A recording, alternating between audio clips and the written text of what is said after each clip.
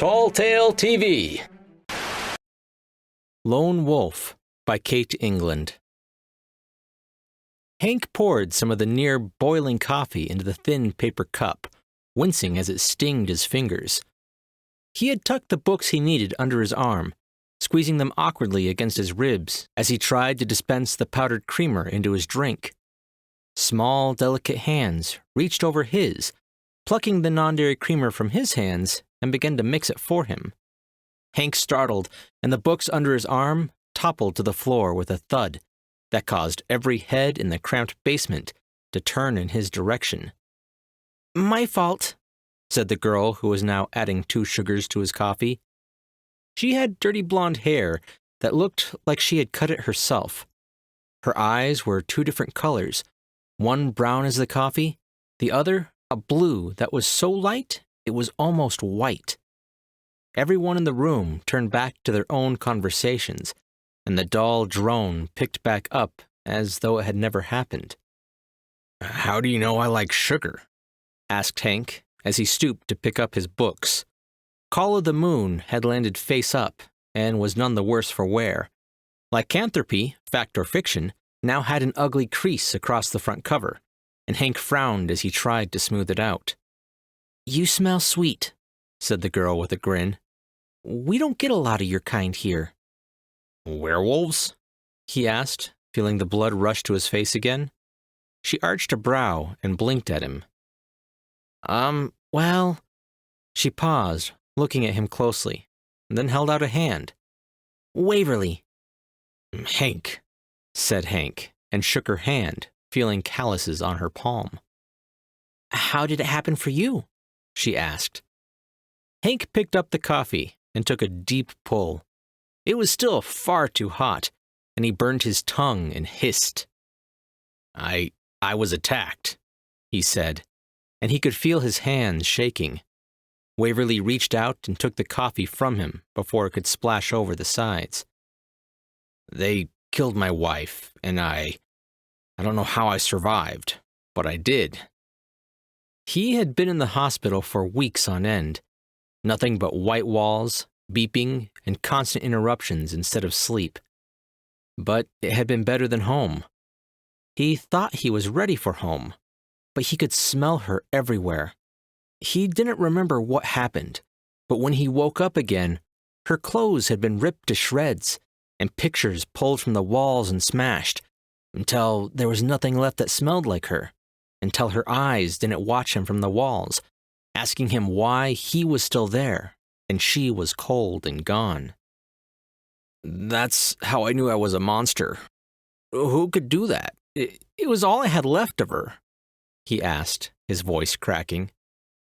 Waverly hugged him. She smelled nothing like his wife, nothing like any woman he'd ever smelled, musky and wild, and he sobbed into her shoulder. No one looked over at them. "Shush, honey, shush. You're not a monster, baby," she whispered, rubbing his back. She guided him to a seat, sat him down, and pushed the coffee back into his hands. "And you know in your heart that we didn't attack you or your lady, or you wouldn't be here." Hank shook his head, wiping at his eyes. "But I don't remember things. And the moon. It was a full moon when they killed her," he said. She stared at him with her mismatched eyes, and he could see the tears she was holding back. "I got bit when I was 8. Before I knew what I was doing, I chased down a deer with the neighbor's dogs.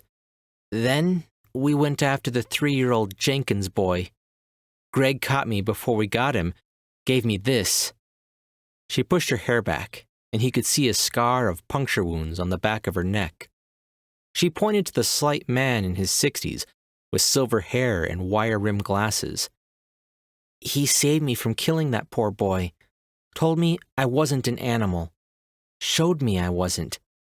I didn't believe him for a long time, but then, eventually, something clicked."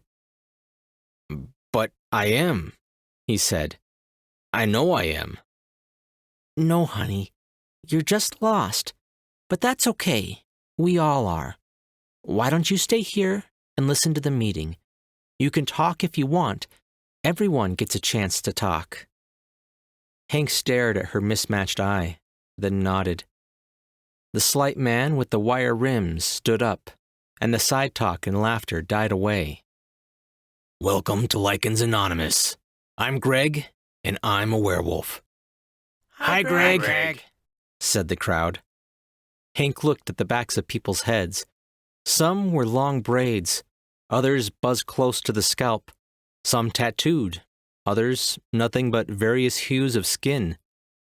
As the meeting went on, many people spoke about being infected. Some had killed someone they loved. Others had learned about their infection before they turned and learned how to manage it. Some talked about how their families and friends left them one by one, about the isolation. Hank was crying now. Waverly handed him a tissue. Does anyone else want to share a story? Asked Greg. Hank stood up. Hi, I'm Hank. He paused and looked at the sea of faces looking at him. I thought I was a werewolf, but he could feel his throat close.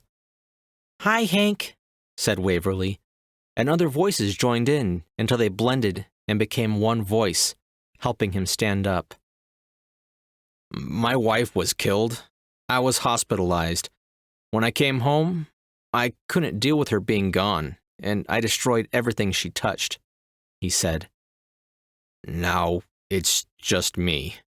I'm so tired of being alone." Hands clapped him on the back. At least one tousled his hair, a gesture that would have infuriated him yesterday, but made him feel an overwhelming surge of love. "You don't have to be alone, hun. We're all here for you. You're welcome any time," said Waverly. Everyone around him nodded. "But I'm not—" "Shh," said Waverly. "We know, baby. We know." Kate England is a writer who lives in Maine with her family. In between working as a social media coordinator for law enforcement, she enjoys writing fantasy, science fiction, and horror.